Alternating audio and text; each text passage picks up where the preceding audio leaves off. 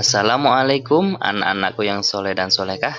Perkenalkan, saya Kang Aris. Kali ini kita akan belajar tentang kerajinan bahan keras alam. Saksikan tayangan video berikut ini.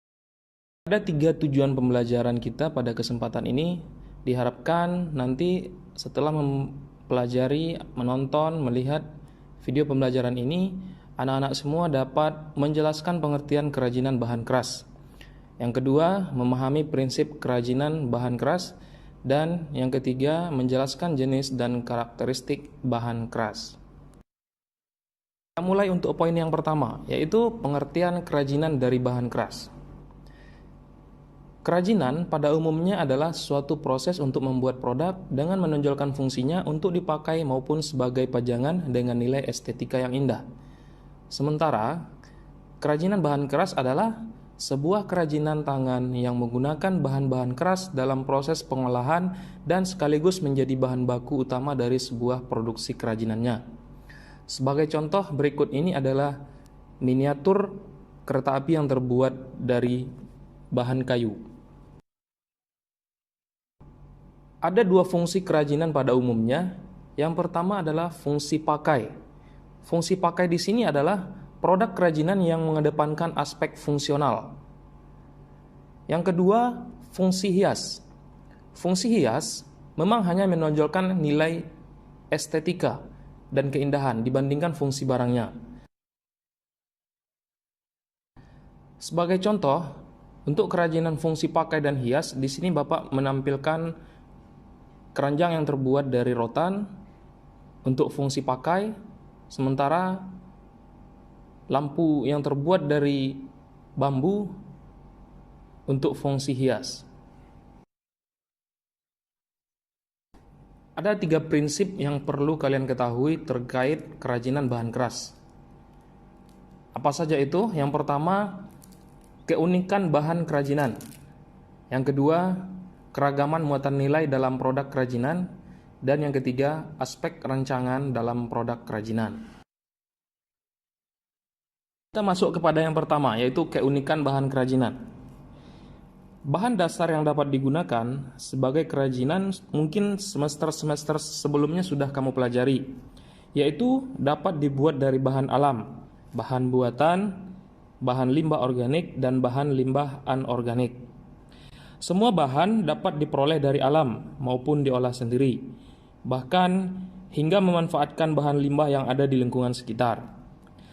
Seorang perajin hanya memerlukan ketekunan untuk dapat menciptakan sebuah produk kerajinan yang dapat dinikmati banyak orang dan bernilai jual. Selanjutnya, keragaman muatan nilai dalam produk kerajinan.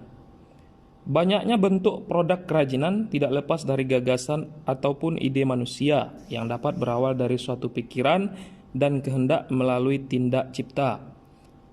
Apa yang selanjutnya dihasilkan dapat merupakan seperangkat karya dengan muatan pesan tertentu yang sangat ditentukan oleh penciptaan kreatif manusia. Oleh sebab itu, pesan yang dapat kita peroleh berdasarkan proses berkarya ini dapat kita pilih sebagai berikut. Yang pertama, produk dengan nilai fungsional. Di sini sebagai contoh Bapak tampilkan keranjang yang terbuat dari rotan.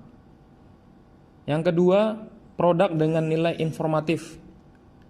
Di sini Bapak tampilkan sebagai contoh pin kaleng yang menampilkan beberapa logo, mungkin bisa saja nanti logo SMP 1 ataupun yang lainnya. Yang ketiga, produk dengan nilai simbolik. Di sini sebagai contoh kerajinan lukisan kaca cerita Mahabharata dengan nilai simbolik. Dan yang terakhir, produk dengan nilai prestige. Di sini sebagai salah satu contoh kerajinan tas kulit dengan nilai prestige.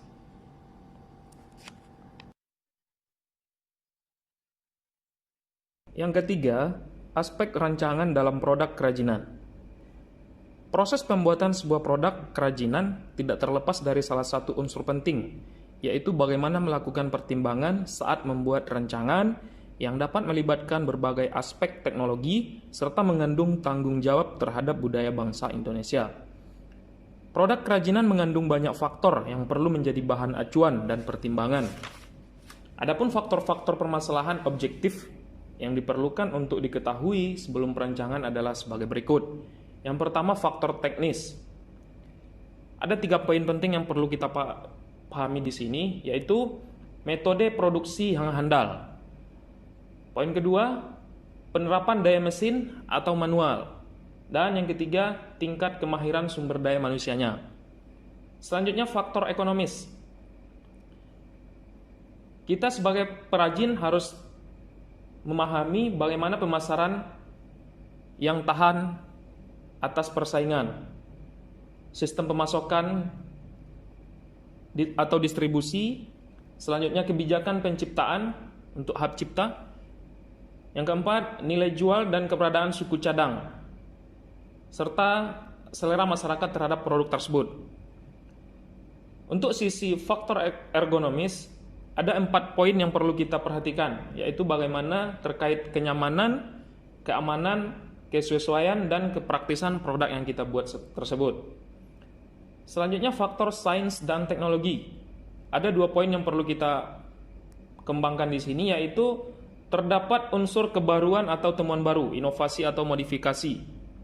Dan selanjutnya, selalu mengikuti perkembangan pengetahuan dan teknologi.